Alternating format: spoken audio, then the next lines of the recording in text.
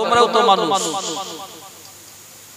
মানুষ যদি এটা তৈরি করতে পারে তা তোমরাও মানুষ। তোমাদের কাছে আমার চ্যালেঞ্জ, তোমরা এই কোরআনের সবচেয়ে ছোট্ট একটা সূরা, সূরা কাউসারের মতো, সূরা ইখলাসের মতো একটি ছোট্ট সূরা তৈরি করে আনো। ১৫০০ বছর হয়ে গেল, আজ অবধি কোরআনের এই চ্যালেঞ্জ, আল্লাহ পাকের এই চ্যালেঞ্জ গ্রহণ করে কেউ কি কোরআনের ছোট্ট একটা সূরার মতো সূরা বানাতে পেরেছে? কথা বলেন, পারবে কি? এই চ্যালেঞ্জ দেওয়ার পরে কোরআনুল কারীমের সূরা কাউসারে ছোট ছোট দুটি আয়াত কাবা শরীফে টাঙিয়ে দেওয়া হলো, লটিয়ে দেওয়া হলো। ইন্না আ'তাইনা কাল কাউসার ফাসাল্লি লিরাব্বিকা ওয়ানহার। এই আয়াত দুটো টাঙিয়ে দেওয়া হলো। ৩ নম্বর আয়াতটা ছোট্ট একটা আয়াত, তোমরা পারলে তৈরি করে এখানে সেট করে দাও।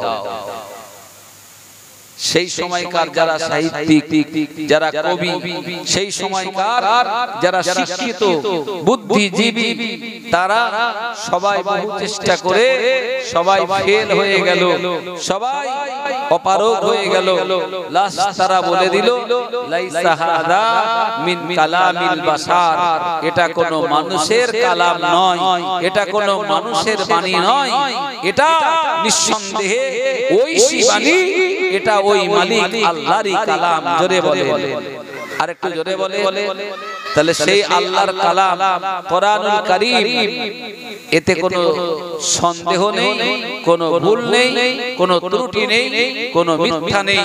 ভাইরা আমার, সেই কালামুল্লাহ শরীফ আজকে আমাদের ঘরের সন্তানেরা, আপনার আমার ঘরের বাচ্চারা, তারা এই কোরআনুল কারীম শিখছে, তারা পড়ছে, তারা হিফজ করছে, কোরআনকে সংরক্ষণ করছে।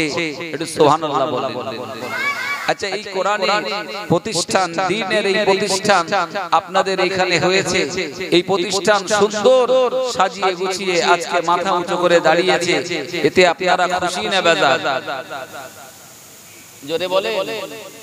মাদ্রাসার নামটা কি?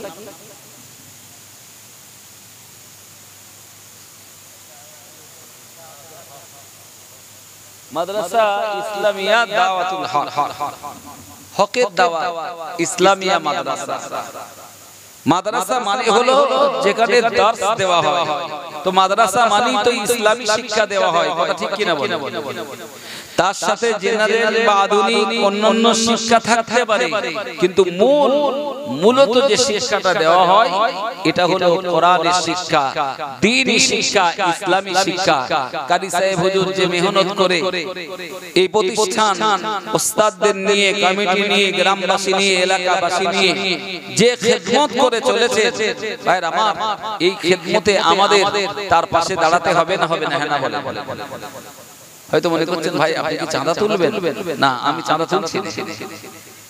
সহযোগিতা শুধু পয়সা দিয়ে নয়, আজকের এই মাহফিলে সময় দিয়ে, শ্রম দিয়ে, বিভিন্ন সময় সুখে দুঃখে পাশে এসে দাঁড়িয়ে একটা সুপরামর্শ দিয়ে একটু সাহায্য করে আল্লাহর কাছে একটু দোয়া চেয়েও সাহায্য করা যায়। কি যায় না? যায় না? কোরআনের পক্ষে থাকুন, আল্লাহর পক্ষে থাকুন, রাসূলের পক্ষে থাকুন। যারা আল্লাহর পক্ষে, যারা রাসূলের পক্ষে, যারা কোরআনের পক্ষে, যারা দ্বীন আর শরীয়তের পক্ষে থাকবে, তাদের পক্ষে আমার আল্লাহ, আল্লাহর রাসূল হয়ে যাবে। জোরে বলে। যারা আল্লাহ আর রাসূলের পক্ষে, আল্লাহ আর রাসূলও তাদের পক্ষে। এই কোরআন আমাদেরকে কি শিক্ষা দিয়েছে? আল্লাহ তাআলা কোরআনুল কারীমে বলছেন, কাদ জাআকুম মিনাল্লাহি নূর ওয়া কিতাবুম মুবিন। তোমাদের কাছে এসেছে দুটি নিয়ামত। আল্লাহ তাআলা দুটি নিয়ামত দিয়েছেন। এই দুটি নিয়ামতের একটি নিয়ামত হলো আল্লাহর তরফ থেকে এসেছে একটি নূর। সুবহানাল্লাহ বলেন। নূর মানে জ্যোতি। এই আলোগুলো জ্বলছে বলে এখানকার অন্ধকার নেই, দূর হয়ে গেছে। এখন অন্ধকার আছে এখানে? আলো জ্বলছে, লাইট জ্বলছে, অন্ধকার দূর হয়ে গেছে। আলোগুলো যদি অফ করে দেন, লাইট গুলো বন্ধ করে দেন, লাইট গুলো বন্ধ করে দিলে অন্ধকার নেমে আসবে তো।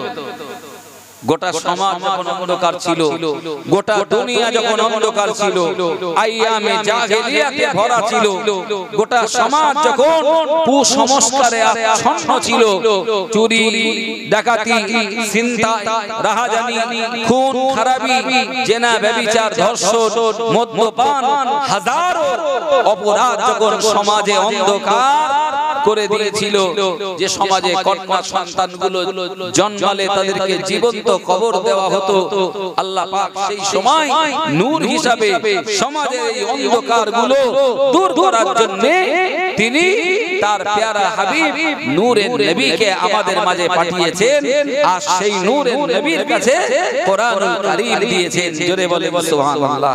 তাহলে এই দুনিয়ায় সর্বশ্রেষ্ঠ দুটি নিয়ামত, একটি হলো আল্লাহর তরফ থেকে নূর, আর এই নূরটি হলেন নবীজি মুহাম্মদুর রাসূলুল্লাহ সাল্লাল্লাহু আলাইহি ওয়াসাল্লাম।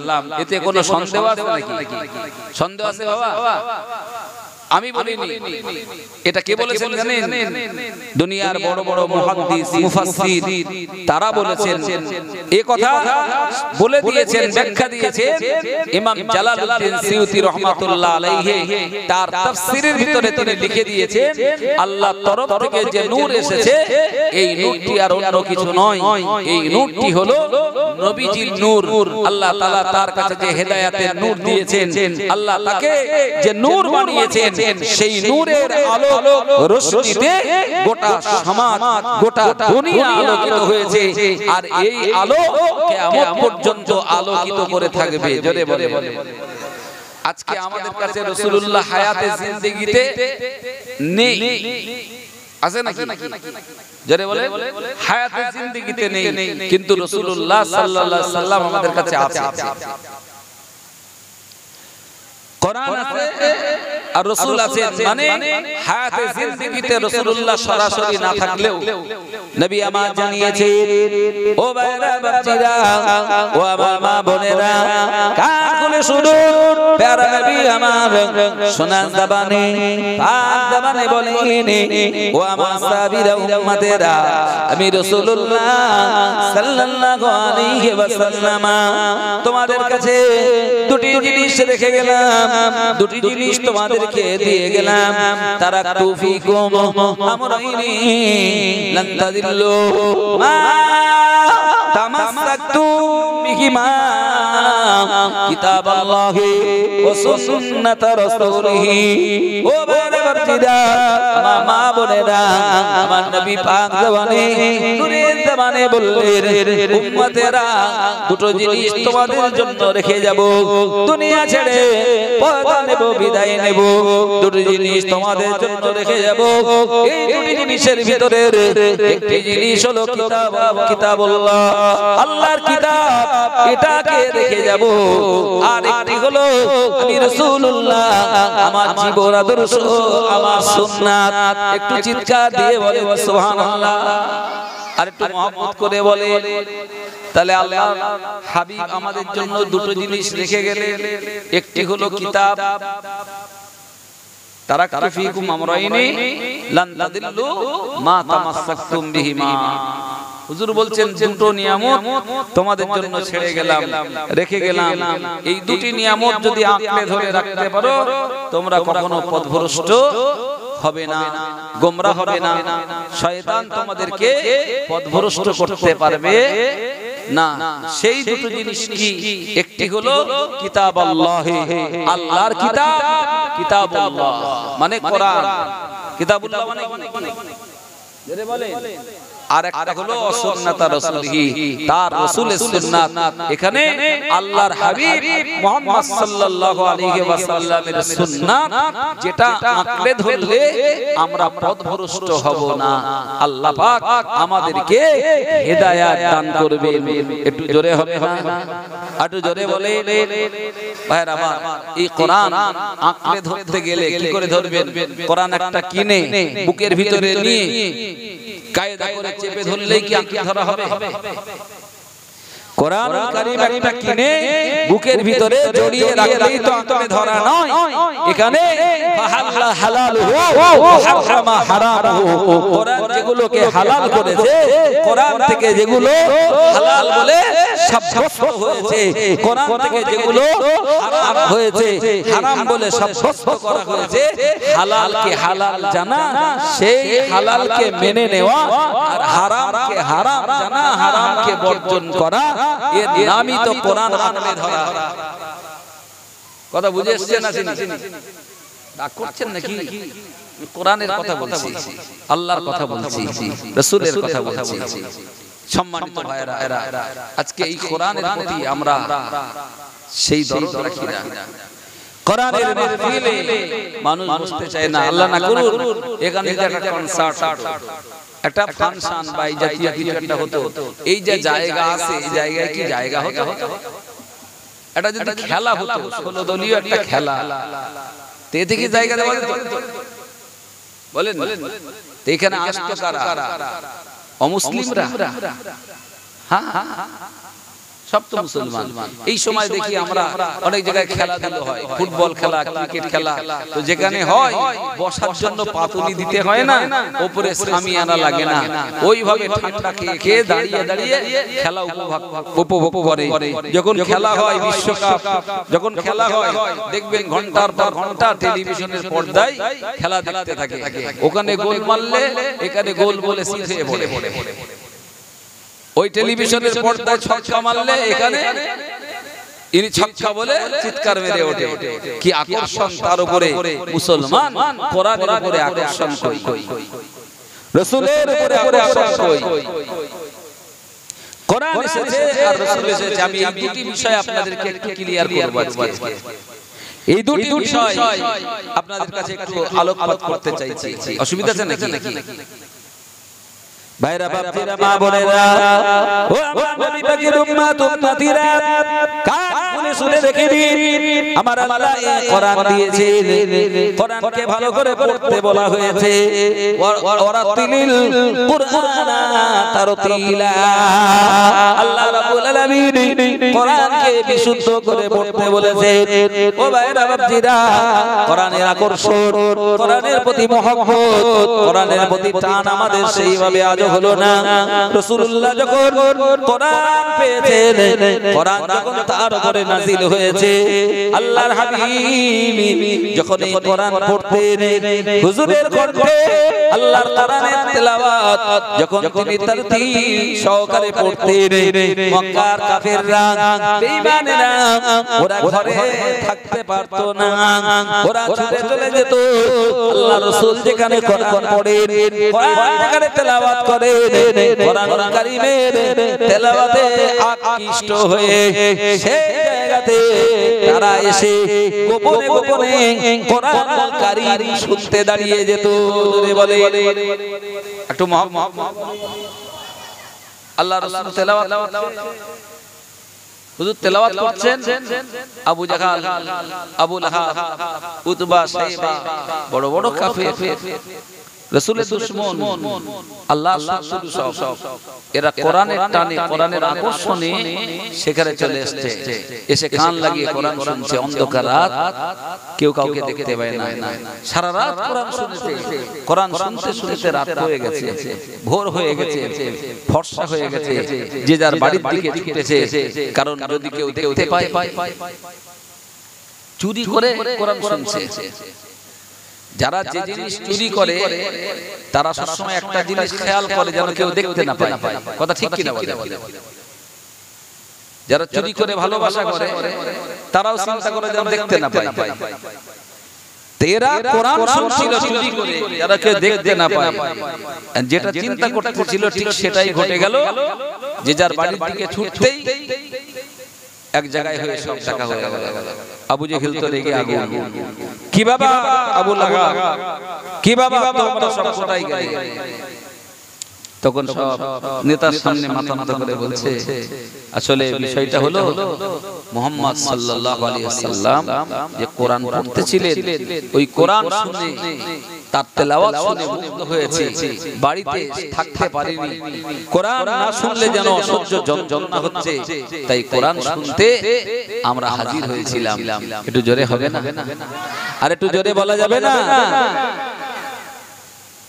আবু জাহেল বলল, খবরদার, আজ আমার কাছে শপথ নাও, আমার কাছে শপথ করো আর কোনদিন কোরআন শুনতে আসবে না। আজ যাই হোক, নেতার হুকুম, নেতা যে পথে চালাবে চামচাগুলো সে পথে যাবে তো নাকি? কথা বলেন। নেতা যেটা বলবে চামচারা সেটাই করবে তো না? আবু জাহেল ওদের লিডার, ওদের অধিপতি। আবু জাহেল বলেছে, আমার হাতে শপথ করো, কাল থেকে আর কেউ কোরআন শুনতে আসবে না।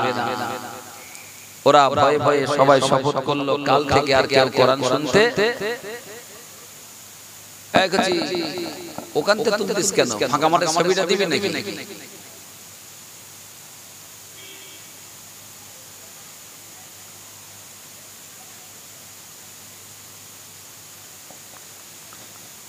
কিছু বুঝলেন নাকি? কিছু ছেলেরা আছে বুঝলেন, ওখান থেকে ছবি তুলে দেখাবে পুরো ফাঁকা মাঠ, মাদ্রাসার জলসার লোক নেই। এরকম আছে না? এই কথা বলে, তার মানে বদনামটা আমার করবে না, মাদ্রাসার বদনাম করবে। ওস্তাদ হুজুরদের কাছে অনুরোধ করছি, যে সমস্ত ছাত্রগুলো বিভিন্ন জায়গায় ছড়িয়ে আছে একটু বসিয়ে দেন। আর যে সমস্ত মেহমানে کرام, মেহমানে ইজাম আপনারা বিক্ষিপ্তভাবে ছড়িয়ে ছিটিয়ে আছেন, আল্লাহর রাস্তে আপনারাও এসে একটু মাহফিলে বসে যান। ওই দূরে যারা আছেন মেহেরবানি করে একটু কাছে আসেন। সবে শুরু করেছি তো, এই মানুষজন প্রত্যেকের বাড়ি আত্মীয়স্বজন এসেছে, একটু কথা বলেন। জলসা যেখানে হয় লোক কুটুম আসে তো, এই লোক কুটুম গুলোকে ম্যানেজ করে মেহমানদের ঠিক তাজিম খেদমত করে সব সেরে আস্তে আস্তে সময় লাগে না? লাগে। আর আমরা ঠিক ওই মুসলমান রোজা করি আর না করি ইফতারের সময় হাজির আছি। কথা রাগ করলেন নাকি? তাবারুকের আয়োজন আছে তো, তাবারুক কি হচ্ছে? বিরানি। দেখবেন এই চটে জায়গা ধরবে না, বিরানির সময় এখানে জায়গা ধরবে কি? ভাইরা আমার, আপনি শুধু বিরানির লোভে আসবেন তা না, ওয়াজ শুনুন, নসিহত শুনুন, কোরআন শুনুন, ওটা তো আপনার পাওনা, আপনার হক আপনি নেবেন। আর এই ওয়াজের মজলিসে বসে ওয়াজ শুনবে তো আল্লাহ যে নেকিটা দেবেন, সওয়াবটা দেবেন, দুনিয়ার তাবারুকও পেলেন, আল্লাহর কাছ থেকে সওয়াবও পেলেন। জোরে বলেন। সুতরাং নিজের আকলকে কাজে লাগাতে হবে, বিবেককে কাজে লাগাতে হবে। যাই হোক, পরদিন আবার আল্লাহ রাসূল কোরআন তেলাওয়াত শুরু করেছেন। কোরআন ওরাতিলিল কোরআন তারতিলা, আল্লাহ বলেছেন বিশুদ্ধ করে কোরআন পড়তে। আচ্ছা বলেন তো, রাসূলুল্লাহ চাইতে শ্রেষ্ঠ কারি, শ্রেষ্ঠ কোরআনের পাঠক আল্লাহর রাসূলের চাইতে সুন্দর করে কোরআন আর কেউ পড়তে পারত?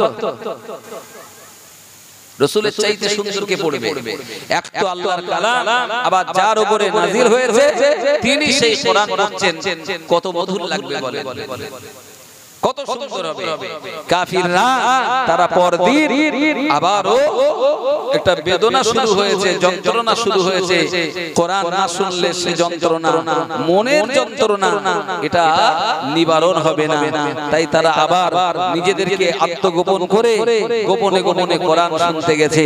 সারা রাত কোরআন শুনেছে, কোরআনের মজলিস ছাড়েনি। পরদিন সকাল হয়ে গেছে, আবার তারা বাড়ির পথে রওনা দিতে একে অপরের সাক্ষাৎ হয়ে গেছে। আবু জাহেল আজকেও চোখ রাঙাচ্ছে, কি ব্যাপার আজকে এসেছো? আজ আবার এলে? তখন ওরা বলছে, নেতা সব জায়গায় গরম দিলে হবে, আগে তুমি বলো কেন এসেছো? সুবহানাল্লাহ। তুমি নিজে না এসে তো ধরতে পারতে, তুমি নিজে এসে মাতবাড়ি করছো, তুমি নিজে কেন কোরআন শুনতে এলে? আবু জাহেল দেখলো এ তো হিতে বিপরীত হয়ে গেল। আবু জাহেলরা এক জায়গায় হয়ে ওরা এবার আইন করলো, ওরা এবার নিয়ম করলো, ওরা এবার আইন জারি করলো। কোরআনে আল্লাহ আল্লাহ তাআলা বলে দিয়েছে কাফেররা সেদিন বলেছিল ওয়াকাল আল্লাযীনা কাফারু কাফেররা বলল লা তাসমাউ লিহাদাল কুরআন খবরদার তোমরা এই কোরআনকে শুনবে না আর আমার আল্লাহ মুমিনদেরকে বলেছেন আয় ঈমানওয়ালারা আয় মুমিনেরা আয় আমার বিশ্বাসী বান্দা বান্দিরা যখন কোরআন পড়া হবে ওয়া ইযা কুরিয়াল কুরআনু ফাসতামিউ লাহু ওয়া আনসিতু লাআল্লাকুম তুরহামুন একটু জোরে হবে না যখন কোরআন পাঠ করা হবে কোরআন তেলাওয়াত হবে কোরআন যখন পড়বে তোমরা সেখানে নীরবে শুনবে মনোযোগ সহকারে কান লাগিয়ে মহব্বত করে কোরআন শুনবে তাহলে তোমাদের উপরে আল্লাহ পাক খাস দয়া তার রহমত বর্ষণ করবেন জোরে বলে আর একটু জোরে হবে না একটু মহব্বত করে বলে একটু তাকবীর দেন তো দেখি নারায়ে তাকবীর নারায়ে তাকবীর দ্বীন ইসলাম আল কোরআনের আলো আল হাদিসের আলো নারায়ে তাকবীর মাশাআল্লাহ যেখানে কোরআন তেলাওয়াত হবে কোরআন পাঠ করা হবে তোমরা সেখানে বিনয় বনত হয়ে আদবের সাথে বসে আল্লাহর কোরআন শুনতে থাকো আল্লাহর কোরআন শুনলে আল্লাহ পাক রহমত বর্ষণ করবেন একটু সুবহানাল্লাহ বলে কোরআন পড়লে কি হয় কোরআন পড়লে কি হয় সওয়াব হয় কত সওয়াব হাদিসে পাকে এসেছে মান করা আল কুরআনা হারফান ফালাহু 10 হাসানাত কোরআন শরীফের একটা অক্ষর যদি একটা হরফ কেউ তেলাওয়াত করে একটা অক্ষর পড়ে তো সাথে সাথে আল্লাহ তাআলা তার নামায়ে আমলে 10টি নেকি দেন আলিফ লাম মিম আলিফ লাম মিম কত অক্ষর তিনটি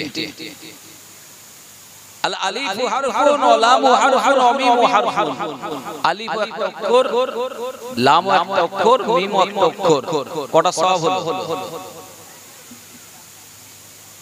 30টা আলিফ লিখতে গেলে 3টি অক্ষর লাগে লাম লিখতে গেলে 3টি অক্ষর লাগে আর মিম লিখতে গেলে 3টি অক্ষর লাগে 30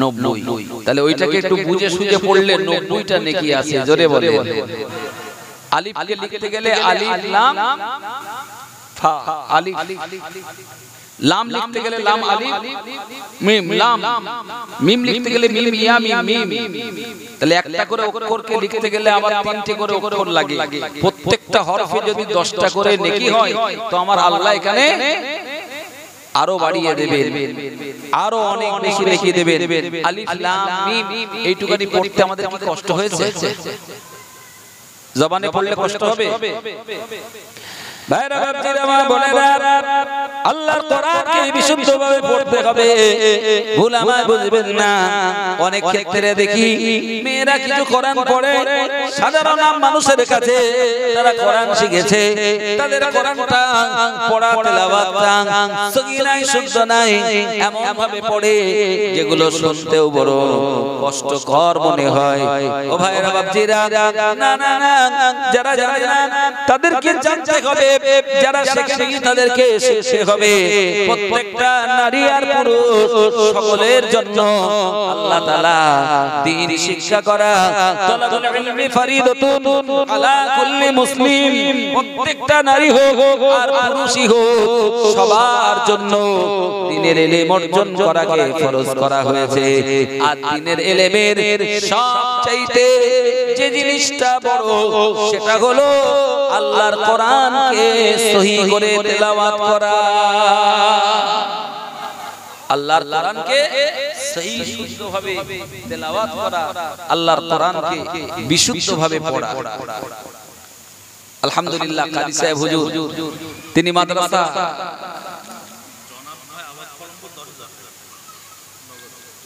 মাশাআল্লাহ একটু পরে মাশাআল্লাহ মাশাআল্লাহ তাহলে দেশের যখন আমি একটু চেষ্টা করব এখন থাক একটু আলোচনা হোক নাকি একটু তাকবীর দেন, নারায়ে তাকবীর।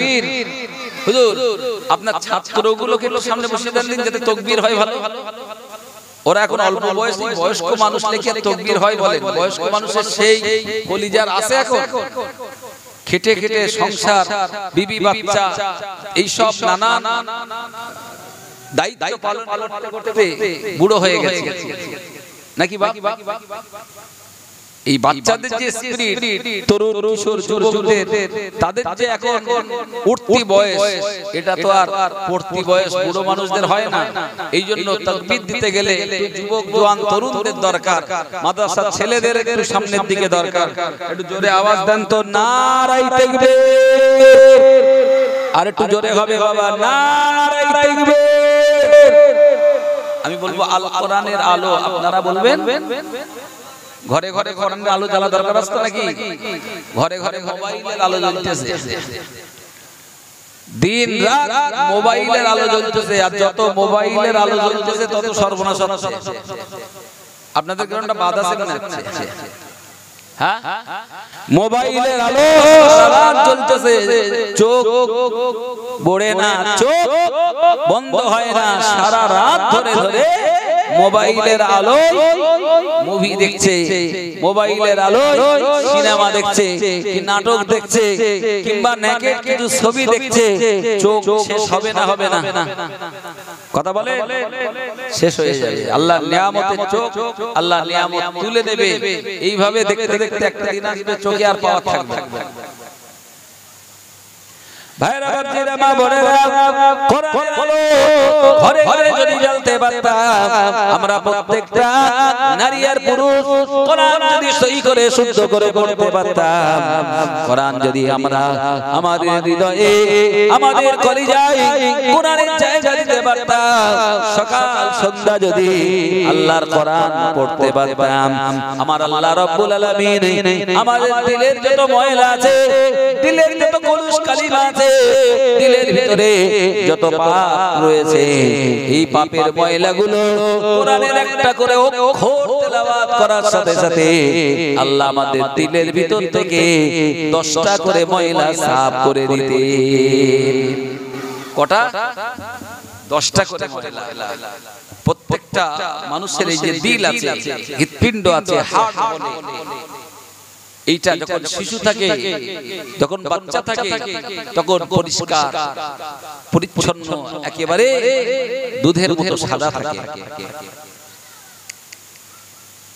আল্লাহ রাসূল বলেছেন, আলা ওয়া ফিল জাসাদি মুদগা ইযা সালাহাত সালাহাল জাসাদু কুল্লু। যখন এইটা পবিত্র থাকে, এই হার্ট, এই হৃৎপিণ্ড, এই কলিজাটা সাফ থাকে, তখন পুরো দেহটাই সাফ থাকে, পবিত্র হয়ে যায়। বলেন সুবহানাল্লাহ। আর এটা যখন ওয়াইদা ফাসাদাত ফাসাদাল জাসাদু কুল্লুহু, যখন এইটা ফাসাদ হয়ে যায়, নোংরা হয়ে যায়, পাপের কালিমায় আচ্ছন্ন হয়ে যায়, তখন সবটাই বেকার হয়ে যায়। তা সাহাবা হারাম বললেন, ইয়া রাসূলুল্লাহ, এইটা সাফ করা, পরিষ্কার করার মাধ্যম কি?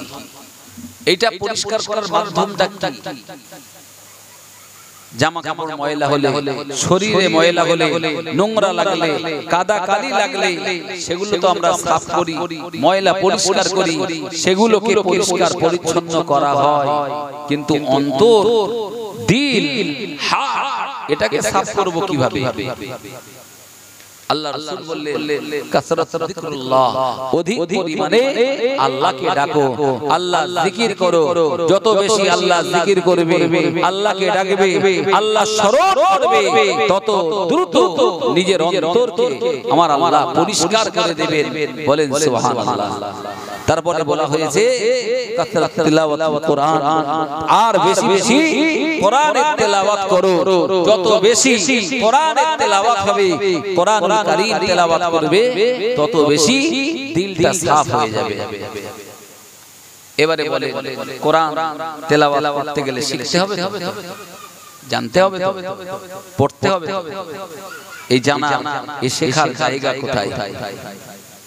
এর জন্য আপনাকে এরকম দরবারে আসতে হবে, মাদ্রাসাতে আসতে হবে, হাফেজ কোরআন, কারি সাহেব, আলেমে দ্বীন তাদের সুহবত লাভ করতে হবে।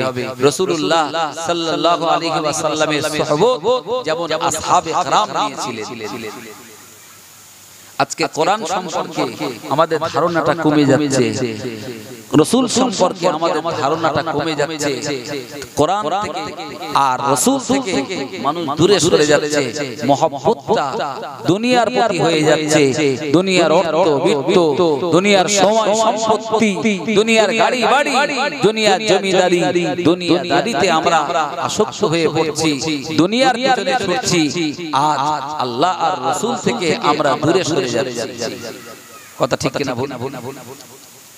আল্লাহ রাব্বুল আলামিন তিনি রাসূলকে পাঠালেন আর কোরআন দিলেন। যারা রাসূলকে বিশ্বাস করেছেন, কোরআনকে বিশ্বাস করেছেন, ঈমান এনেছেন, রাসূলের সাহাবা হয়েছেন, তারা আল্লাহর রাসূলের সাথে এমন নিগুড় সম্পর্ক তৈরি করেছেন, কোন শক্তি আল্লাহর রাসূল থেকে তাদেরকে বিচ্ছিন্ন করতে পারেনি। জোরে বলে কি মহব্বতের সম্পর্ক। ফাবিমা রাহমাতিন মিনাল্লাহি লিনতা লাহু, তারা রাসূলের সাথে এমন সম্পর্ক, এমন মহব্বত, এমন রিলেশন তৈরি করেছে যেমন জমানো জায়গা সিমেন্টেড হয়ে যায়, ঠিক তাদের সম্পর্কটা এরকম সিমেন্টেড ছিল। সিমেন্টেড হয়ে যাওয়া বালি, পাথর, রড, সিমেন্ট এগুলো যখন শুষ্ক থাকে এক জায়গায় জমা করলে জমে না, কিন্তু বালি, পাথর, সিমেন্ট এইগুলো যখন একসঙ্গে পানি দিয়ে জমিয়ে দেওয়া হয়, এক দুদিন তিন দিন যাওয়ার পর যখন জমে যায়, ভাই ওটা বালি থেকে বালি, পাথর, সিমেন্ট, রড এগুলো কি আলাদা আলাদা করা যায়? বলে আলাদা আলাদা করা যায় না, সবগুলো তখন কি হয়, জমাট বেঁধে গেছে। এই যে জমাট সম্পর্ক, এই শক্তিটা যেমন মজবুত, সাহাবে কেরামদের সম্পর্কটা মজবুত ছিল, সম্পর্কটা ভেঙে দেওয়া। ভাইরা বাচ্চারা মা বোনেরা, আল্লাহ রাব্বুল আলামিন কোরআন কারিয়েছে। এই কোরআন যতদিন এই জাতির হাতে থাকবে, এই জাতি কোরআন পড়বে, কোরআনের উপরে আমল করবে, কোরআন মতো জীবন তৈরি করবে, ততদিন এই জাতির হাতে আল্লাহ দুনিয়ার নেতৃত্ব দিয়ে রাখবেন, ততদিন এই জাতি দুনিয়ার জমিনে নেতৃত্ব করবে। আপনি ইতিহাস খুলে দেখেন, আল্লাহ রাসূল এই কোরআনের আইন প্রতিষ্ঠা করার পরে সাহাবা کرام তারা এই কোরআনের শাসন চালিয়েছেন। খোলাফায়ে রাশিদিন তারা রাসূলুল্লাহর পদাঙ্ক অনুসরণ করে কোরআনের শাসন তারা কায়েম করেছেন। রাসূলুল্লাহর পরে সাহাবা کرام খোলাফায়ে রাশিদিন তারা এই রাজত্ব চালিয়েছেন। তারপরে উমাইয়া পিরিয়ড বলেন আর আব্বাসি পিরিয়ড বলেন, এই লং টাইমে কোরআন দিয়ে তারাও শাসন করেছেন। আমার এই দেশ ভারতবর্ষে 1000 বছর, প্রায় 1000 বছর মুসলমানরা এই দেশকে শাসন করেছে। তাদের হাতে ছিল কোরআন, তারা নবীর আদর্শ এটাকে সামনে রেখে রাষ্ট্র পরিচালনা করতেন। ও ভাইরা বাপজিরা, মুসলমানেরা যখন আল্লাহর কোরআন ছেড়ে দিয়েছে, রাসূলুল্লাহর আদর্শ এটাকে বর্জন করে দুনিয়া দুনিয়া করে পাগল হয়ে গেছে। দুনিয়ার রাজা বাদশাগুলো যখন দুনিয়াদার হয়ে গেছে, তখন আল্লাহ তাদের হাত থেকে ক্ষমতাটা ছিনিয়ে নিয়ে বেদিন কাফের মুশরিক তাদের হাতে তুলে দিয়েছে। ঠিক কিনা বলেন? মাশাআল্লাহ মাশাআল্লাহ মাশাআল্লাহ। নামগুলো হুজুর লিখে দেবেন আমার, এখন থাক। আপনাদের কি অসুবিধা হচ্ছে নাকি? অসুবিধা হচ্ছে? তাহলে কোরআন যতদিন ছিল, হযরত শামসুদ্দিন আল-তামাস ভারতবর্ষের একজন সম্রাট, নামটা শুনেন। তিনি বাদশা ছিলেন। তিনি ইন্তেকালের আগে ওসিয়ত করলেন, শামসুদ্দিন আল-তামাস বাদশা ছিলেন। হযরত কুতুবউদ্দিন বখতিয়ার কাকি রাহমাতুল্লাহ আলাইহি নাম শুনেছেন না শুনেননি? জোরে বলে। হযরত কুতুবউদ্দিন বখতিয়ার কাকি রাহমাতুল্লাহ আলাইহি মস্ত বড় আল্লাহর ওলি ছিলেন না? তো উনি ইন্তেকালের সময় ওসিয়ত করলেন যে লোকটি আমার জানাজা পড়বে সেই লোকটি চারটি গুণ সম্পন্ন হতে হবে। এক নম্বর, সেই লোকটা জিন্দেগিতে নামাজ কাজা হলে হবে। সেই লোকটি আমার জানাজা পড়বে যে লোক তার জিন্দেগিতে তাহাজ্জুদ কাজা করে না। যা জিন্দেগিতে তাহাজ্জুদের নামাজ কাজা নেই সেই লোকটি আমার জানাজা পড়বে। ওই লোকটি আমার জানাজা পড়বে যে লোকটি আসরের 4 রাকাত যে সুন্নাত নামাজ আছে ওই সুন্নাত নামাজ জিন্দেগিতে ছেড়ে দেয়। এক নম্বর শর্ত করলেন যে লোকটা জিন্দেগিতে কোনো নামাজ কাজা নেই, প্রত্যেকটা নামাজ তাকবীরে উলার সাথে বা জামাতে পড়ে। তাকবীরে উলা বলতে তাকবীরে উলা ইমাম যখন কত আল্লাহু আকবার বলে হাত বাঁধেন তারপরে কিরাত করেন, এই প্রথম হাত বাঁধা থেকে শুরু হয়। তো এই একেবারে জামাতের শেষে না, প্রথম থেকে যিনি জিন্দেগিতে নামাজ পড়েছেন তাকবীরে উলার সাথে এই লোকটা জানাজার ইমাম হবে। দ্বিতীয় নম্বরে জানাজার ইমাম হবেন তিনি যার জিন্দেগিতে তাহাজ্জুদের নামাজ কাজা নেই, তাহাজ্জুদের নামাজ কাজা করেনি। আমি কুতুবুদ্দিন আমার জানাজার ইমাম তিনি হবেন। তিন নম্বরে শর্ত করলেন আমার জানাজার ইমাম তিনি হবেন যে মানুষটি আসরের 4 রাকাত সুন্নাতে গায়ের মুআক্কাদা নামাজ এই নামাজটা জিন্দেগিতে ত্যাগ করেননি, ওই লোকটি আমার জানাজার ইমাম হবেন। 4 নম্বরে আর একটা শর্ত দিলেন ওই লোকটি আমার জানাজার ইমাম হবেন যে লোকটির জিন্দেগিতে কোনো বেগানা নারীর দিকে কখনো তিনি দৃষ্টিপাত করেননি, বেগানা নারীর দিকে কখনো কোনোদিন লোভনীয় দৃষ্টি দিয়ে দেখেনি। এই 4টে গুণ যার ভিতরে থাকবে ওই লোকটি আমি কুতুবুদ্দিন মুখতিয়ার কাকি আমার জানাজা পড়বে। আচ্ছা বাবা, এই যে 4টা শর্ত করা হয়েছে, শর্তগুলো জোরে বলে জীবনের প্রত্যেকটা নামাজ জামাতের সাথে আদায় করেছে সেই লোক ইমাম হবে। আমরা যারা একটু নামাজ কালাম পড়ি বা জীবনের সব নামাজ জামাতে হয়েছে, সব নামাজ শুক্রবারটা তাই হচ্ছে না, ওদিকে ইমাম জামাত শুরু করতেছে 2 রাকাতে এসে কি বাবা চাচা এত লেট, ওই খোকার বলো না 2 পাই ছিল বাকি, একটুখানি নাঙ্গলটা না চষে আসে কি করে, ওই 2 পাই চষতে চষতে এদিক জামাত অর্ধেক হয়ে গেছে। ঠিক বলছি না ভুল? বাবজি একটু আগে আসেন না প্লিজ, একটু আগে আসেন। একেবারে দূরে হয়ে গেলে খারাপ লাগে, একটু কাছে আসেন ভাইরা আমার। প্রথম নম্বরে শর্ত হযরত কুতুবউদ্দিন বখতিয়ার কাকি রহমাতুল্লাহ আলাইহি করলেন, নাম্বার 1 শর্ত যা জিন্দেগিতে কোন জামাত ছাড়েনি, প্রতিটা নামাজ জামাতে আদায় করেছে সেই লোক হবে আমার জানাজার ইমাম। দ্বিতীয় শর্ত কি? যার জীবনে তাহাজ্জুদের নামাজ কাজা নেই। তাহাজ্জুদের নামাজ কখন হয়? রাতের দ্বিপ্রহরের পরে, অর্ধেক রাতের পরে একটা নামাজ, যে নামাজ সম্পর্কে অধিকাংশ মুসলমান খবরই রাখে না। ঠিক না? যে নামাজ তাহাজ্জুদের নামাজ একাকী আল্লাহর জন্য পড়বে, নিজে নামাজ পড়বে, হয়তো বিবিও জানবে না, বাচ্চারাও জানবে না, গভীর রাতে ঘুম থেকে উঠে তাহাজ্জুদের নামাজ পড়বে। মদিনা মুনাওয়ারাতে মক্কা শরীফে তাহাজ্জুদের আযান হয়। আল্লাহ পাকের মেহেরবানি যে কদিন সেখানে হাজী সাহেবরা সময় দেন, তো ওই কদিন হয়তো অনেকে তাহাজ্জুদের নামাজ পড়ে। আমাদেরও আলহামদুলিল্লাহ তাহাজ্জুদের নামাজ ওই কদিন হয়েছে। এরপরে যদি জিজ্ঞেস করেন তাহলে ভাই যে সেই থেকে তাহাজ্জুদের নামাজ ঠিকঠাক হয়েছে বলার ক্ষমতা নেই। কখনো হয়তো একাধিক হয়েছে, আবার হয়নি, আবার অনেকের তো মোটেই হয় না। আল্লাহ রাসূলের সারা জিন্দেগীর অভ্যাস কেমন ছিল জানেন? হুজুর আমার তিনি ঈশার আগে রাতের খাবার খেতেন, ঈশার নামাজ পড়ে কারোর সাথে আর আলাপ গল্প করতেন না, কথা বলতেন না। ঈশার পরে তিনি আরাম করতেন, ঘুমিয়ে যেতেন।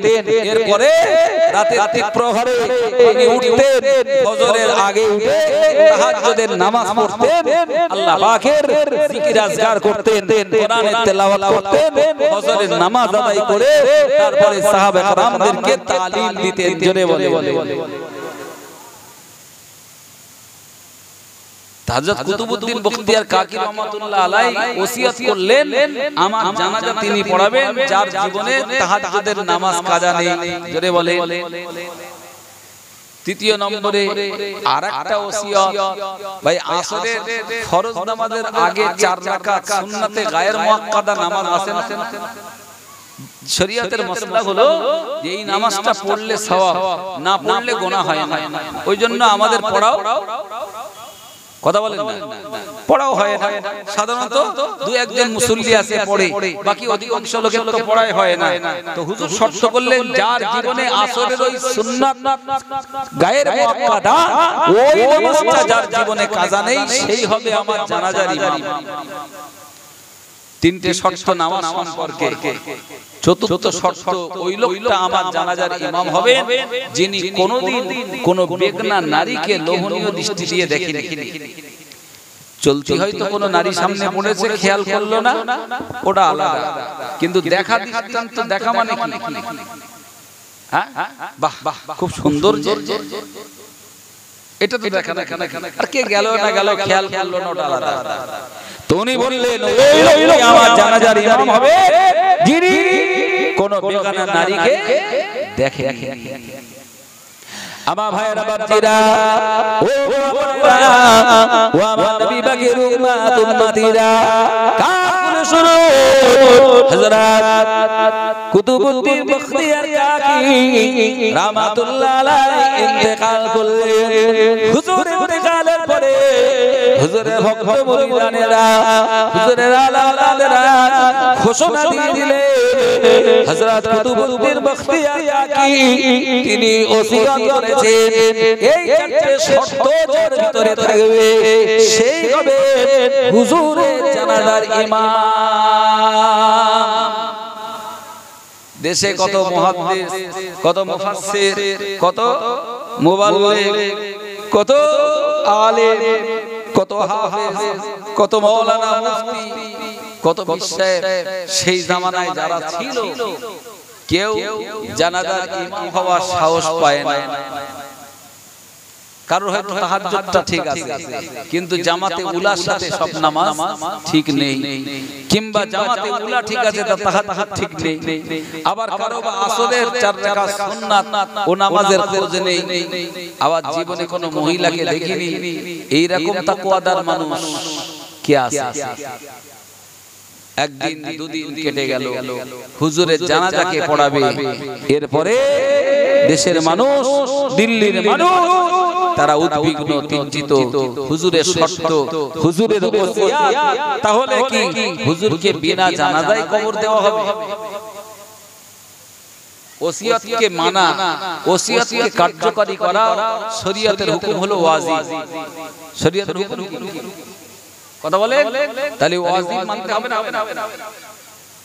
এলান করে দেওয়া হলো, কে আছে যার জীবনে কোন নামাজ জামাত ছাড়া কোন নামাজ জীবনে তার পরিত্যাগ হয়নি, জামাতি নামাজ আদায় করেছে।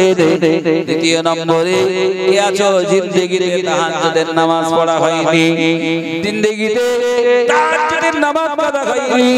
তিন নম্বরে শর্ত হলো আসরের 4 রাকাত সুন্নাতে গায়ের মুআক্কাদা এই নামাজ যে জীবনে ছাড়েনি, পরিত্যাগ করেনি, কোন নারীর দিকে দৃষ্টিপাত করেনি, এমন কোন আল্লাহর মাহবুব বান্দা আছেন, এমন কোন আল্লাহর ওলি আছে, এমন ব্যক্তিকে আছে হযরতে কুতুবউদ্দিন বখতিয়ার কাকি রাহমাতুল্লাহ আলাইহির জানাজা পড়ে দেবেন। জানাজাটা পড়ে দেবেন, হাজার হাজার ওয়েট করছে। বাইরে আমার শেষ এমনকি সবাই দাঁড়িয়ে গেছেন কাতারে, সকলে দাঁড়িয়েছেন। আর কত অপেক্ষা করব, হুজুরের জানাজাটা পড়ে কবর তো দিতে হবে, কিন্তু এখনো কোনো ইমাম পাওয়া গেল না। ও ভাইরা বাপ্পিরা, অবশেষে দেখতে পাওয়া গেল একজন মানুষ নিজেকে হাজি রুমাল মুড়ি দিয়ে, নিজেকে একটু আড়াল করে, নিজেকে একটু ঢেকে, নিজেকে একটু গোপন করে জানাজার সামনে হাজির হয়ে গেলেন। উপস্থিত জনমণ্ডলীকে ডাক দিয়ে বললেন, ওরে মুসলমানেরা, আল্লাহর বান্দারা, কুতুবউদ্দিন বখতিয়ার কাকি রহমাতুল্লাহ আলাইহির ভক্ত মুরিদেরা, জানাজার জন্য সবাই দাঁড়িয়ে যাও, সবাই লাইনে দাঁড়িয়ে যাও, কাতারে দাঁড়িয়ে যাও। যিনি আজকে ইন্তেকাল করলেন, আল্লাহর মহান ওলি কুতুবউদ্দিন বখতিয়ার কাকি রহমাতুল্লাহ আলাইহির ওসিয়াত মোতাবেক আমি তার জানাজাটা পড়িয়ে দেব। আর একটু জোরে বলা যাবে না সুবহানাল্লাহ? আমার বাচ্চারা, ও বোনেরা, ওই সময় রুমাল দিয়ে নিজের মুখটা ঢেকে, মাথাটা ঢেকে জানাজার ইমাম হয়ে দাঁড়িয়ে গেলেন। এবার তিনি কিবলার দিকে ফিরে রুমালটাকে একটু টেনে দিয়ে মুখটা কিবলার দিকে করে আল্লাহর ওলি জানাজা পড়তে দাঁড়িয়ে গেলেন। জানাজা শুরু হয়ে গেল, চার তাকবীরে জানাজা আদায় হয়ে গেল, জানাজা কমপ্লিট হয়ে গেল। ও মুসলমান ভাইরা বাচ্চারা, জানাজা হওয়ার পরে জনগণ সবাই মিলে তাকে ঘিরে ধরেছে। কে আপনি? আল্লাহর ওলি, এত বড় আল্লাহর মাহবুব বান্দা, যার জীবনে এক নামাজ জামাত ছাড়ে না, তাহাজ্জুদ ত্যাগ করেনি, যার জীবনে আসরের 4 রাকাত সুন্নাত নামাজ জীবনে ত্যাগ করেননি, জীবনে কোন নারীর দিকে দৃষ্টিপাত করেননি, এত বড় দরজার আল্লাহর মাহবুব বান্দা তো জীবনে দেখিনি। হুজুর আপনাকে একটু দেখতে চাই। ভাইরা বাপ্পিরা, জনগণ থেকে অবাক হয়ে গেল। ইনি আর অন্য কেউ না, ইনি আর অন্য কেউ না, সেই জামানার ভারতবর্ষের সম্রাট, ভারতবর্ষের বাদশা হযরত শামসুদ্দিন আলতামাস রাহমাতুল্লাহ আলাইহি। আর একটু জোরে হবে না? তাকবীর দেন, নারায়ে তাকবীর। তাহলে একটা দেশের বাদশা হয়ে, একটা দেশের সম্রাট হয়ে জিন্দেগীর এক নামাজে জামাত ছাড়ে না। সুবহানাল্লাহ। আচ্ছা, এই দেশে, যে দেশের সম্রাট জিন্দেগীতে জামাত ছাড়ে না, নামাজ ছাড়ে না, যে দেশের সম্রাটের তাহাজ্জুদের নামাজ কাজা হয় না, যে দেশের সম্রাটের আসরে 4 রাকাত সুন্নাত নামাজ ছাড়ে না, যে দেশের সম্রাট কোন বেগুনা নারীর দিকে দৃষ্টিপাত করে না, বলুন এই রকম শাসক সম্রাট থাকলে সেই দেশে আল্লাহর রহমত হবে না, হবে না? আর এখন যারা হয়েছে সম্রাট, এখন যারা শাসক হয়েছে, এরা কারা? একটু বলে, এরা কারা? দেশে এমনি আল্লাহর রহমত উঠে যাচ্ছে, এমনি গজব আসছে। মুসলমান, এই জন্য দোষ শুধু তাদের নয়, দোষ আমাদেরও আছে। দেশের জনগণ যখন আল্লাহ ওয়ালা হবে, রাসূল আল্লাহ হবে, কোরআন হবে, দিনদার হবে, নামাজি হয়ে যাবে, হালাল খাবে, সত্য কথা বলবে, আল্লাহ তাদের উপরে এমন শাসক নিযুক্ত করে দেবে, সে শাসক হবে তাদের উপরে দয়াশীল, তাদের উপরে ক্ষমাশীল, মায়া, মমতা, উদারতা, তার মধ্যে আল্লাহ সৃষ্টি করে দেবে। জোরে বলে। আর দেশের জনগণ যখন ডুপ্লিকেট হয়ে যাবে, 2 নম্বর হয়ে যাবে, জালিয়াত হয়ে যাবে, চিটিংবাজ হয়ে যাবে, মিথ্যেবাদী হয়ে যাবে, বেনামাজি হয়ে যাবে, আল্লাহর নাফরমানি করবে, রাসূলের গাদ্দারি, রাসূলের সাথে বেয়াদবি করবে, কোরআনের সাথে বেয়াদবি করবে, ও মনে রাখো, তখন আল্লাহ দয়া উঠিয়ে নেবে। আল্লাহ পাক তাদের উপরে দয়াকে তুলে নিয়ে তাদের উপরে জালেম শাসক নিযুক্ত করে তাদের সাইজ করে দেবে। ঠিক কি না? এগুলো পাপের ফল। এগুলো কি? বলেন না পাপের ফল। সুতরাং ভাইরা আমার বাপজিরা, মা বোনেরা, নিবেদন করছি আপ ভালো যা জগৎ ভালো, তার একটা প্রবাদ আছে না? কথা বলে নিজে যদি ভালো হই তাহলে জগৎ ভালো হবে, আর নিজে যদি খারাপ হয়ে যায় তাহলে জগৎ খারাপই মনে হবে। আলোচনা করতেছিলাম কোরআন নিয়ে, অল্প একটু কথা বললাম। এবারে আলোচনা হবে আমার রাসূলকে নিয়ে। আপনারা অসন্তুষ্ট হচ্ছেন নাকি? রাগ করছেন নাকি?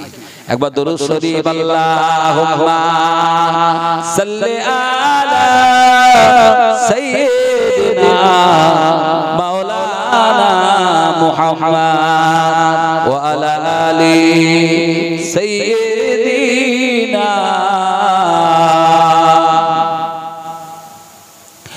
কোথায় আছো গো জগৎ গুরু, হাসর দিনে কান্ডারি, তোমা বিহনে এহনো জগৎ দিবস হইল আধারি। আল্লাহুম্মা সাল্লি আলা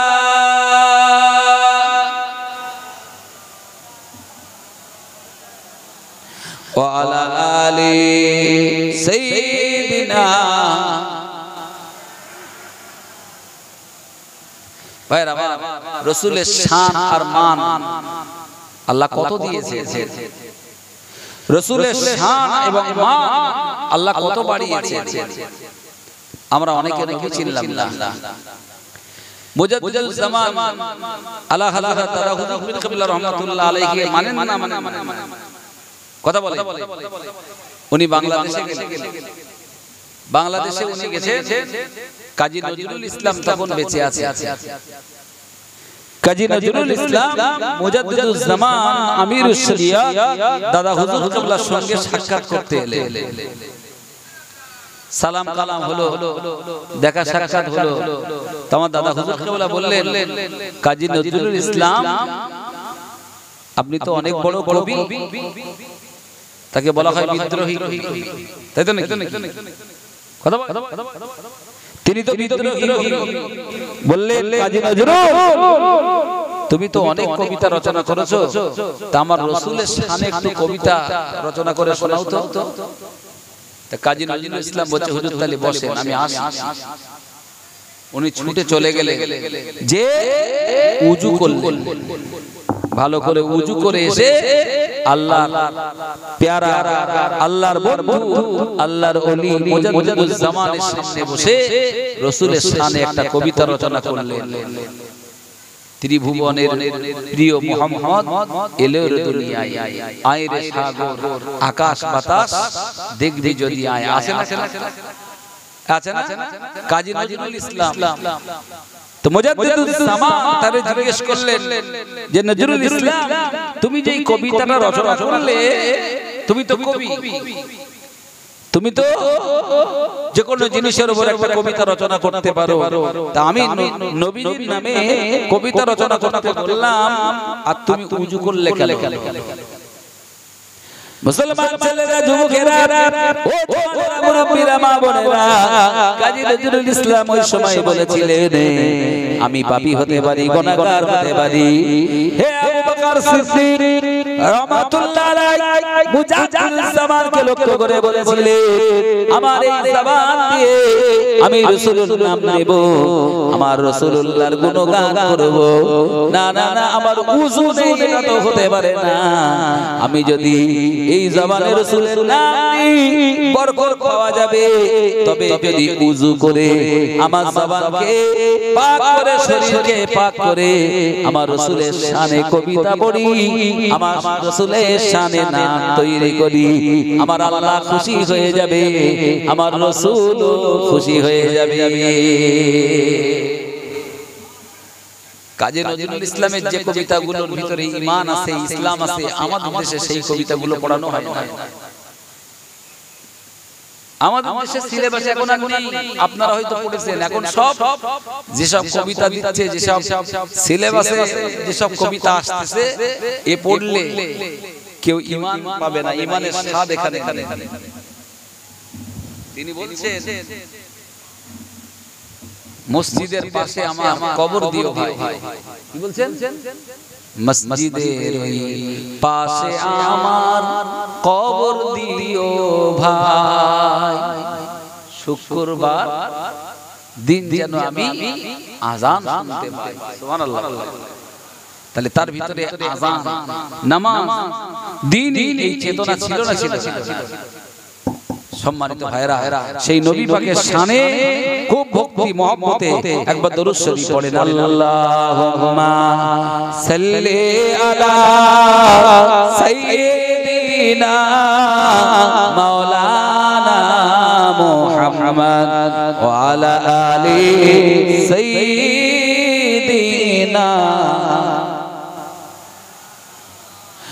কোথায় আছো জগৎ গুরু, হাসর দিনের কান্ডারি, তোমা বিহনে এহন জগৎ দিবস হইল আধারি। আল্লাহুম্মা সাল্লি আলা সাইয়্যিদিনা মাওলানা মুহাম্মদ ওয়া আলা আলি সাইয়্যিদিনা। ভাই, আমার রাসূলের শান আর মান একটু শুনবেন তো নাকি? আপনাদের এই গ্রামের নাম কি? দক্ষিণ ভেড়িয়া, পূর্ব পাড়া। তর্কের খাতিরে, যুক্তির খাতিরে ধরে নেন এই গ্রামের একটা লোক 1000 বছর হায়াত পেয়েছে। কত? 1000 বছর। যুক্তির খাতিরে ধরে নেন এই 1000 বছর যে লোকটা হায়াত পেয়েছে, 1000 বছর নামাজ পড়েছে, 1000 বছর লোকটা প্রতি বছর রোজা করেছে। এই লোকটা নামাজ রোজা পুরো জিন্দেগি করেছে। 1000 বছরের আমল ইবাদত করার কারণে লোকে তাকে নাম দিয়েছে 1000 বছরের ইবাদতকারী আব্দুল্লাহ। যুক্তিটা ভালো করে বুঝবেন। 1000 বছর যে লোক ইবাদত করেছেন, খুশি হয়ে লোকে এখন তারে ডাকে 1000 বছরের ইবাদতকারী আব্দুল্লাহ। আচ্ছা, আপনাদের কাছে জানতে চাই, এই 1000 বছরের ইবাদতকারী আব্দুল্লাহ বেহেশতে যাবে, এর কোনো গ্যারান্টি আছে? জোরে বলে, কোনো গ্যারান্টি? হুজুর আপনারা পিছিয়ে বসে এটা আগে আছে, এটা কাছে আছে। 1000 বছর যদি হায়াত পায় আর 1000 বছর যদি ইবাদত করে, এর পরেও গ্যারান্টি দেওয়া যাবে না আল্লাহর দয়া হলে জান্নাতে যাবে, কিন্তু গ্যারান্টি নেই যে লোকটা জান্নাতে যাবেই যাবে। গ্যারান্টি আছে? এই গ্রামের একটা লোক, সাপোজ বলছি, মনে করুন অমুসলিম, বেদিনের ঘরে তার জন্ম। ওই লোকটা আজকে দুপুর বেলা কলেমা পড়েছে, ঈমান।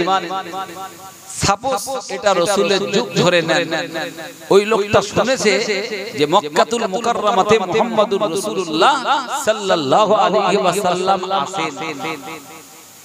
তো যে নবীর প্রতি ঈমান এনেছে, আমাকে এখন সেই মক্কায় যেতে হবে। তো সব কিছুর বিনিময়ে তিনি মক্কা শরীফে যাওয়ার জন্য তৈরি হলেন এবং একদিন তিনি পৌঁছেও গেলেন।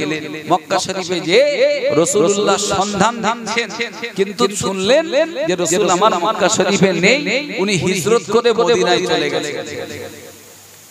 আবার 500 কিলোমিটার দূর মদিনায় চলে গেলেন। মদিনায় যাওয়ার পরে, যুক্তিটা ভালো করে বুঝুন, মদিনায় যাওয়ার পরে আল্লাহ রাসূল সাল্লাল্লাহু আলাইহি ওয়াসাল্লাম কোথায় আছে, কোন জায়গায় গিয়ে রাসূলকে পাওয়া যাবে, রাসূলের সাক্ষাৎ হবে, বিভিন্ন মানুষের কাছে জানতে চাইছে। হঠাৎ একজন বান্দা বললেন, ও আল্লাহর বান্দা, ওই যে আবু আইয়ুব আনসারী, ওই বাড়িতে আল্লাহর হাবিব আছেন, আল্লাহর নবী আছেন। একটু পরে মসজিদে আযান হয়ে যাবে। আযান হওয়ার পরে ওই বাড়ি থেকে নূরানী চেহারার অতীব সুন্দর সুদর্শন সুপুরুষ একজন মানুষ বার হয়ে মসজিদের দিকে যাবেন। ওই মানুষটাই হলেন আল্লাহর হাবিব মুহাম্মদুর রাসূলুল্লাহ। লোকটা সবে মুসলমান হয়েছিল, এখান থেকে মক্কা শরীফে গেল, মক্কা থেকে মদিনায় গেল। ভাইরা আমার, এখনো সে নামাজ পড়েনি, রোজা করেনি, আমল ইবাদত কিচ্ছু করেনি। ওই লোকটা আল্লাহর রাসূলের জন্য দাঁড়িয়ে আছে। আযান হয়ে গেল, এরপরে আল্লাহর হাবিব মুহাম্মদ রাসূলুল্লাহ সাল্লাল্লাহু আলাইহি ওয়াসাল্লাম আবু আইয়ুবের ঘর থেকে বার হলেন, মসজিদে নববীতে যাবেন। এমনি সময় লোকটা আল্লাহর রাসূলের চাঁদখানা দেখে আবেগে আল্লাহর হাবিবের সামনে গিয়ে বলল, আসসালাতু আসসালামু আলাইকা ইয়া রাসূলুল্লাহ, ইয়া হাবিবাল্লাহ। আল্লাহর রাসূলকে একটু সালাম জানালো। আল্লাহর হাবিবকে সালাম জানিয়ে দিল, আবার রাসূলকে সালাম জানিয়ে দিল। আল্লাহর রাসূল সালামের জবাব দিলেন। রাসূলের চেহারাটা সুন্দর করে লোকটা দুই নয়নে ভালো করে দেখলো। দেখার পরই ওই লোকটা মারা গেল। আপনারা একটু দয়া করে বলবেন, যে লোকটা ঈমান এনেছে, রাসূলুল্লাহ চাঁদখানা দেখেছে, নামাজ পড়েনি, রোজা কোনো করেনি, কোনো ইবাদত করেনি, এদিকে আব্দুল্লাহ নামে 1000 বছরের ইবাদতকারী, এর যদি এক পাল্লাই দেন, আর যে লোকটা ঈমান এনে রাসূলুল্লাহ চাঁদখানা দেখেছেন, তারে যদি আরেক পাল্লাই দেন, আল্লাহর দরবারে কোন পাল্লা ভারী হয়ে যাবে?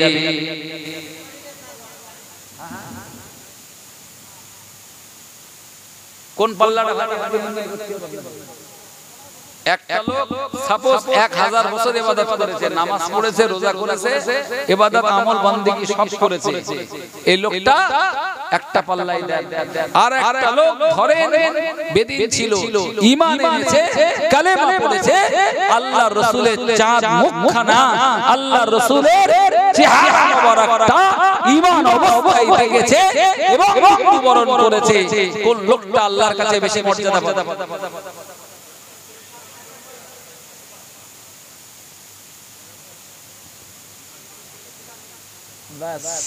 এইটা বুঝুন, রাসূলের শান ভালো হয়ে যাবে। দুপাড়া পড়ে তো বিরাট হ্যাঁ, দুপাড়া বিরাট শোনো, রাসূল পাক সাল্লাল্লাহু আলাইহি ওয়াসাল্লাম কে যে লোকটা নিজে ঈমান এনে হুজুরের চেহারাটা দেখবে, ওই লোকটা সাধারণ মুমিন নয়, সাধারণ মুসলমান নয়, ওই লোকটি এখন রাসূলের সাহাবা হয়ে যাবে। আর তো জোরে ও লোকটাই 1000 বছরের ইবাদতকারী, সলিমুদ্দি কলিমুল্লি কথা বলছি না, তাম দুনিয়ার পীর বুজুর্গ যারা আছে, আলেম হাফেজ হাজী গাজী মুফতি মাওলানা যত যারাই আছে, সবাইকে একটা পাল্লাই দিলে রাসূলের সাহাবা, আরেকটা পাল্লাই দিলে রাসূলুল্লাহর সাহাবা যারা দুনিয়ার কোন পীর বুজুর্গ কাউকে দেবে না। সাহাবা کرام এই সূত্রে তার মর্যাদা বেশি হয়।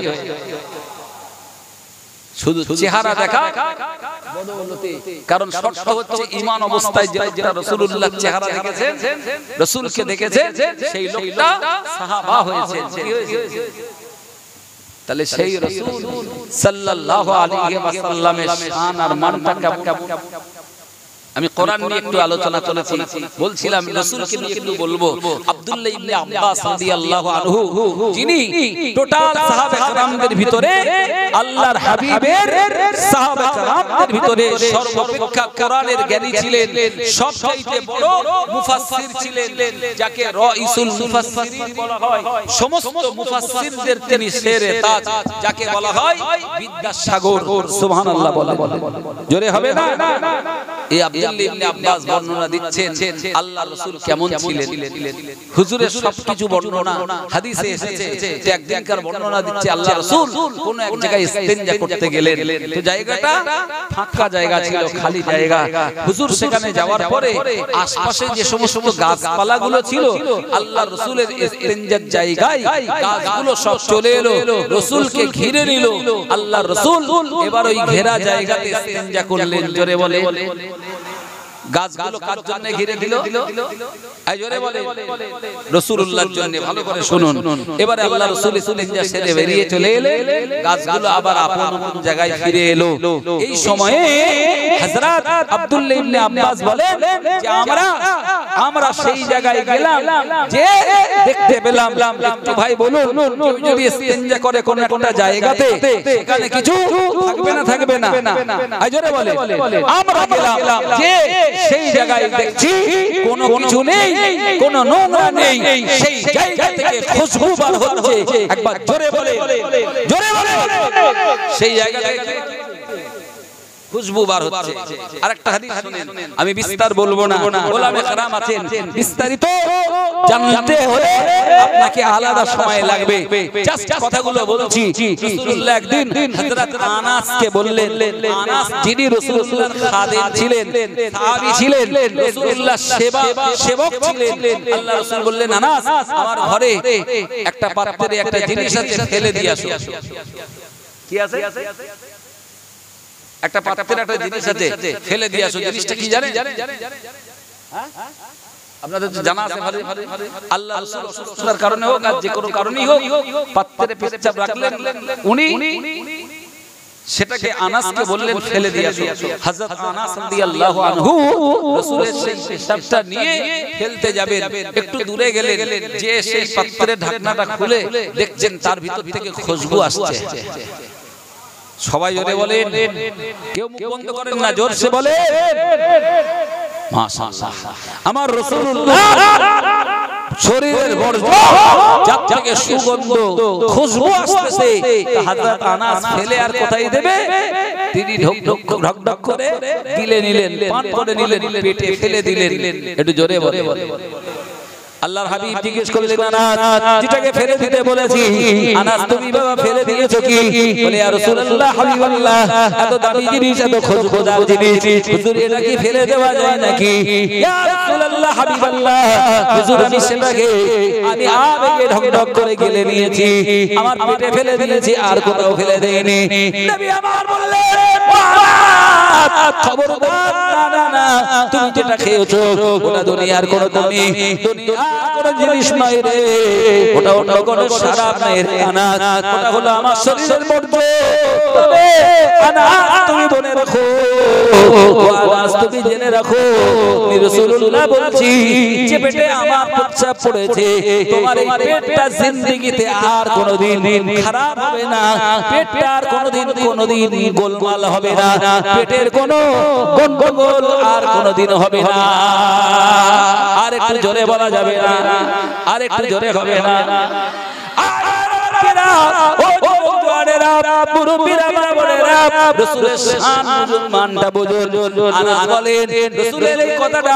প্রমাণ করার জন্য আমি এত পরিমাণ চর্বি খেয়েছি।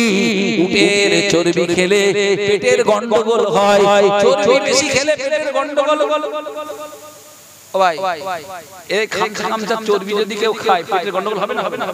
আর উটের চর্বি বেশি খেলে পেটের গন্ডগোল। তো রাসূলুল্লাহ বলেছেন পেটের গন্ডগোল হবে না, ওইটারে প্রমাণ করার জন্য, ওই কথাটাকে বাস্তবে মেলাবার জন্য আমি ব্যাপক পরিমাণ উটের চর্বি খেয়েছি, এরপরেও আমার পেটে কোনো গন্ডগোল, পেটে কোনো সমস্যা হয়নি। একটু জোরে হবে। ভাইরা আমার, বর্তমান সময়ে একটি কথা না বললে নয়। আমি কারোর গীবত করতে এবং কারোর বিরুদ্ধে বলতে বসিনি আর বলছিও না, সত্যটা বলার জন্য। ভাই রাসূলের শান আর মান আমার আল্লাহ যে জায়গায় দিয়েছেন, হুজুরের শান আর মান যে জায়গায় আছে, সারা দুনিয়ার রাসূলের দুশমন যারা, তারা সবাই চেষ্টা করে রাসূলের শান আর মান খাটো করে ছোট করে যদি চেষ্টা করে, ভাই আল্লাহ রাসূলের শান মান ছোট করতে পারবে? জোরে বলে। আর আমরা সবাই মিলে রাসূলের গুণগান করে, রাসূলের সম্মান করে, গুণগান করে আমরা রাসূলের যে শান মান আল্লাহ দিয়েছে আরো কি উপরে তুলতে পারবো? আরে আল্লাহ কোন জায়গায় রাসূলের সম্মান দিয়েছে জানেন? মিরাজের রাতে জিবরাইল সিদরাতুল মুনতাহা পর্যন্ত রাসূলকে নিয়ে গেলেন, বললেন আমি আজ যেতে পারবো না, এবার আপনাকে একলা যেতে হবে। হুজুর আমার সেখান থেকে লাজামান দাঁড়িয়ে লামাকান পেরিয়ে সিদরাতুল মুনতাহা আল্লাহু কালাম লাহুল মাহফুজ আর আল্লাহ তাআলার আরশে আজিমে যেতে ৭০,০০০ নূরের পর্দা সবগুলো ভেদ করে আল্লাহর আরশে আজিমে চলে গেলেন। একবার জোরে বলে কোথায় গেলেন? আল্লাহ পাক রাসূলকে আরশে আজিমে পেলে রাসূলুল্লাহকে আমার আল্লাহ পাশে রেখে বললেন, হাবিব সবাইকে সৃষ্টি করেছি আমি আল্লাহ আমার ইচ্ছায়, আর তোমাকে সৃষ্টি করেছি তোমার ইচ্ছায়। জোরে বলে তোমাকে কেমন সৃষ্টি করেছি আর তুমি বা কেমন সৃষ্টি হয়েছো আমি আল্লাহ একটু উপভোগ করতে চাইছি। সুবহানাল্লাহ। আচ্ছা রাসূলুল্লাহ যখন আল্লাহর আরশে আজিমে, হুজুরের কদমের নিচে আল্লাহর আরশ কিনা? আমি যদি স্টেজে উপরে থাকি তাহলে স্টেজটা আমার উপরে না আমার নিচে? জোরে বলে। হ্যাঁ, স্টেজ আমার উপরে না আমি স্টেজের উপরে? আমি স্টেজের উপরে, মানে স্টেজটা আমার নিচে। তো তাই যদি হয় রাসূল আমার আরশে আজিমের উপরে, তাহলে আরশে আজিম কোথায়? রাসূলের কদমের নিচে। তাহলে আটখানা জান্নাত কোথায়? বলেন না, রাসূলের কদমে। ভুল লাগছে নাকি? আল্লাহ তামাম মালায়েকা যত ফেরেশতা সব তো রাসূলের কদমের নিচে। জোরে হবে। তামাম আউলিয়া আল্লাহ সব তো আমার রাসূলের কদমের নিচে। একটু জোরে বলে। আমি যা বলছি কাটতে পারবে? ঠিক বলছি না? রাসূলের এটাই শান্ত, এটাই মানতো, এটা মানতে হবে।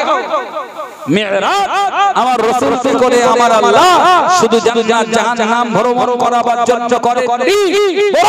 উলামায়ে কেরাম, হাক্কানি উলামায়ে কেরাম মিরাজের ব্যাখ্যা দিয়ে তারা বলেছেন আল্লাহ তাআলা রাসূলের যে শান, যে মান দিয়েছেন, রাসূলের যে ইজ্জত, যে সম্মান আল্লাহ দিয়েছেন, তার আরশে আজিমে দিয়ে আল্লাহর হাবিবের কদম নিচে সব কিছুকে দিয়ে আমার আল্লাহ বুঝিয়েছেন, আই দুনিয়াবাসী কুল কায়নাত তোমাদেরকে যার কদমের ওসিলায় সৃষ্টি করেছি তাকে তোমাদের সবার উপরে রেখে তার শান আর মান মর্যাদা আমি আল্লাহ বাড়িয়ে দিয়েছি। জোরে বলে। আর একটু জোরে হবে না? আর একটু জোরে। মুসা আলাইহিস সালাতু ওয়াস সালাম তিনি আল্লাহকে দেখতে চেয়েছিলেন, হ্যাঁ কিনা? বলে বহুবার দেখতে চেয়েছেন, অনেক কান্না কেঁদেছেন। আমার আল্লাহ বললেন ইয়া মুসা, ও মুসা আমায় দেখতে পাবে না, আমার দেখা সুযোগ তোমার হবে না। মুসলমান ভাইরা, ও বাচ্চারা মা বোনেরা, মুসা নবী আল্লাহর কাছে বারবার আল্লাহর কাছে রোনাজারি করে। অবশেষে আমার আল্লাহ বললেন, হে নবী মুসা, হে কালিমুল্লাহ তোর পারে আসো, পাহাড়ে এসো। মুসা আলাইহিস সালাম আল্লাহকে দেখার আশায় পাহাড়ে গেলেন। পাহাড়ে যাওয়ার পরে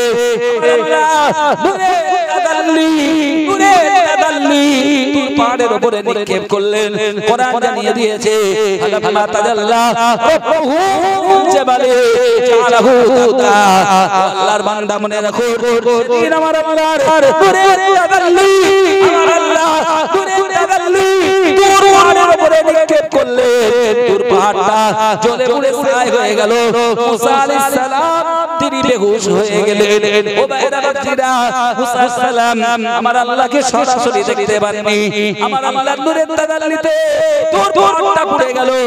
আল্লাহর নবী মুসা সালাম 40 দিন বেহুশ হয়েছিলেন। মুসলমান বাচ্চারা ভাইরা, একটু দয়া করে বলবেন, মেরাজের রাতে নবীজি আমার আল্লাহর আরশে আযীমে গেলেন। বলুন রাসূলুল্লাহ কি বেহুশ হয়েছে? এই জোরে বলে। তাহলে মুসা সালাম পয়গম্বর, তিনি নবী, আর আমার রাসূল নবী। দুজন নবীর ভিতরে পার্থক্য আছে না? তাই বলে মুসা নবীকে আমি ছোট বলতে পারবো না। কোন নবীকে ছোট বলা যাবে না। কোন নবীকে যদি কেউ সামান্যতম জেনে হোক না জেনে হোক ইনকার করে, কি হবে? ডুম ফুটে হবে না, হবে না, হবে না, কথা বলেন না, কি হবে? কিছু বলছে না কেন? ভয় লাগবে নাকি? যেখানে আল্লাহ আর রাসূলের মামলা, যেখানে আল্লাহ আর রাসূলের বিষয়, মনে রাখবেন মুসলমান, ওখানে আর কারোর সাথে কনসিডার। সাহাবে কেরাম তলোয়ার ধরেছে নিজের বাপের বিরুদ্ধে। কার বিরুদ্ধে? আলেমে দ্বীন আছে। আমি ভুল বললে তো ছাড়ো। একদিকে বাবা পিতা, আর একদিকে পুত্র, দ্বীনের জন্য লড়াই হচ্ছে। ছেলে হয়ে বাপের গলায় ছুরি চালিয়ে দিয়েছে। সুবহানাল্লাহ, ঠিক বলছি না ভুল? ছেলে একদিকে আর বাপ আর একদিকে। ছেলে মুসলমান, বাপ কাফের, ময়দানে দাঁড়িয়েছে। বেটা তুই আমার মারবি? আরে এখানে পিতা পুত্রের সম্পর্ক নেই, এখানে সম্পর্ক আমি মুমিন আর তুমি কাফের। তুমি দিন মিটাতে আসছো, তুমি দিন মিটাতে আসতে পারো, আমি দিনের জন্য তোমারে মিটাতে পারবো। সুবহানাল্লাহ। এখানে যা আল হক ওয়া যাহাজাল বাতিল, এটা অস্বীকারের জায়গা। আল্লাহ না করুন কারোর বাপ যদি কাফের হয় আর ছেলে যদি ঈমানদার হয়। এখন যদি ঈমান আর কুফরের লড়াই হয়, ছেলে ঈমান নিয়ে ঈমানের পক্ষে আর বাপ কাফের কুফফারদের পক্ষে তলোয়ার ধরেছে, বাপ আর বেটা লড়াই হলে বাপকে মারা ফরজ হবে না? হবে না? যে কোরআনে আল্লাহ অসংখ্য জায়গায় পিতামাতার ইহসান করতে বললেন, সেবা করতে বললেন, বারবার পিতামাতার মর্যাদার কথা বললেন, সেই বাপকে মারা এখন ফরজ। কারণ বাপ এখন কুফরির জন্য তলোয়ার ধরেছে আর ছেলে ঈমানের জন্য তলোয়ার ধরেছে। এখানে ঈমান আর কুফরের লড়াই, এখানে হক আর বাতিলের লড়াই, এখানে আল্লাহ রাসূল আর একদিকে কুফফার বেঈমান, এই দ্বীন আর বেদীনের লড়াই। এখানে পিতা পুত্রের সম্পর্ক বলেন না থাকবে না। শরীয়তকে বুঝতে হবে ভাইরা আমার। আমার রাসূলের সম্মান, তার শান আর মান, এটা জান। কোরআন শরীফে একটা আয়াত এসেছে, সম্ভবত সূরা বাকারার 104 নম্বর আয়াত। নম্বরটা আমি ঠিক অত মেনশন করতে পারছি না, সম্ভবত বলছি, কারণ সব সময় তো সবটা মনে থাকে না। আবার মানুষ ভুল হতেও পারে, পারে না। কোরআনুল কারীমে আয়াতটা যেটা এসেছে ওটা বলছি। বিসমিল্লাহির রহমানির রহিম। ইয়া আইয়ুহাল্লাযীনা আমানু লা তাকুলু রাইনা ওয়া কুলু যুরনা ওয়াসমাউ ওয়ালিল কাফিরিনা আযাবুন আলীম। প্রথম পারা সূরা বাকারা, সম্ভবত 104 নম্বর আয়াত। আয়াতটা আমি সম্ভবত বলছি। এই আয়াতে আল্লাহ তাআলা বলছে, আল্লাহ তাআলা বলছে, ইয়া আইয়ুহাল্লাযীনা আমানু, হে ঈমানদারেরা, হে বিশ্বাসীরা, লা তাকুলু রাইনা, তোমরা আমার রাসূলকে রাইনা বলো না। সুবহানাল্লাহ বলেন, জোরে বলেন ভাই। আরবিতে রাইনা মানে আমাদের দিকে দেখে। আরবিতে রাইনা মানে রা মানে দেখা, রাইনা আমাদের দিকে দেখে। আরবি ভাষার রাইনা শব্দের একটি অর্থ আমাদের দিকে দেখে, আর এই আরবি ভাষার রাইনা শব্দের আরেকটা অর্থ হলো রাখা। রাখালদেরকে রাইনা বলে। কি বলে শুনছেন তো? মিডিয়া হচ্ছে, পরে বলবে, ভালো করে বুঝে নেন। একটা শব্দের দুটো অর্থ, একটা হলো দেখা আর একটা হলো রাখাল। তো কখনো কখনো সাহাবারা আল্লাহর রাসূলকে বলতেন রাইনা, হুজুর আমাদের দিকে তাকান, আমাদের দিকে দেখেন। ভাইরা আমার, যেহেতু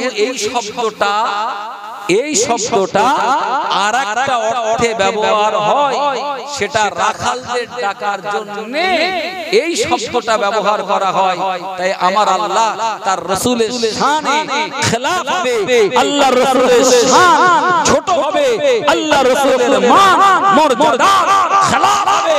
তাই কোরআনে বললেন, ঈমানদারেরা হে বেশিরা লা তাকুলু রাইনা, খবরদার আমার রাসূলকে রাইনা বলবে না, বরং ওকুলু তোমরা বলবে উনজুরনা, হুজুর আমাদের কথা শুনুন, ওয়াসমাউ হুজুর আমাদের কথা শুনুন।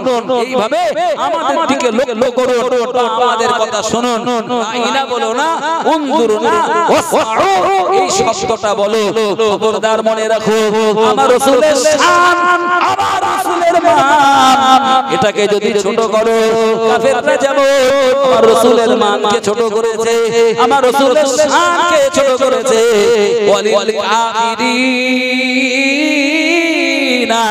আযাবুন আলীম, আর কাফেররা তোদের জন্য হয়েছে যন্ত্রণাদায়ক শাস্তি। কি আছে বাবা? আমাদের তাকা, ওয়ালিল কাফিরিনা আযাবুন আলীম, কাফেরদের জন্য রয়েছে আযাব মানে শাস্তি, আলীম মানে যন্ত্রণাদায়ক। একটু খুশি হয়ে তাকবীর দেন তো দেখি, নারাই তাকবীর। ঠিক হলো না ভাই? আমি জানি না আমার উপর রাগটা আছে কিনা, আমার উপর রাগটা আছে কিনা। আমি তো ফাঁকি দেইনি, যতক্ষণ করতেছি ফাঁকি দেইনি। জি, একটু মাঝে মাঝে আপনাদের কষ্ট দিয়েছি, একটু আল্লাহকে জোর আওয়াজে ডাকেন না, নারাই তাকবীর। ছেলেরা বাবারা আর একটু জোরে হবে না, নারাই তাকবীর। আর একটু খুশির সাথে নারাই তাকবীর। ভাই, একজন আল্লাহর বান্দা 10,000 টাকা দিয়েছিলেন, খুশি না বেজার? আমার ওয়াজ বলা এখনো শেষ হয়নি, হুজুর এসে গেছে মানে কথা বলেন। হেডমাস্টার যখন এসে যায়, তখন অ্যাসিস্ট্যান্ট মাস্টারের আর কোনো দাম থাকে না, তাই তো নাকি?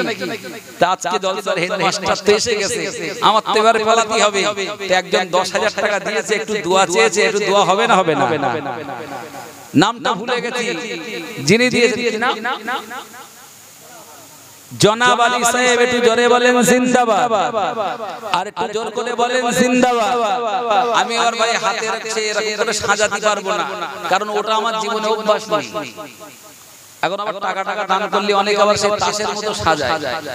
অভ্যাস থাকলে হবে, আমার তো অভ্যাস নেই, আমি পারবো না। আল্লাহর কি বলতে রাগ করলেন নাকি?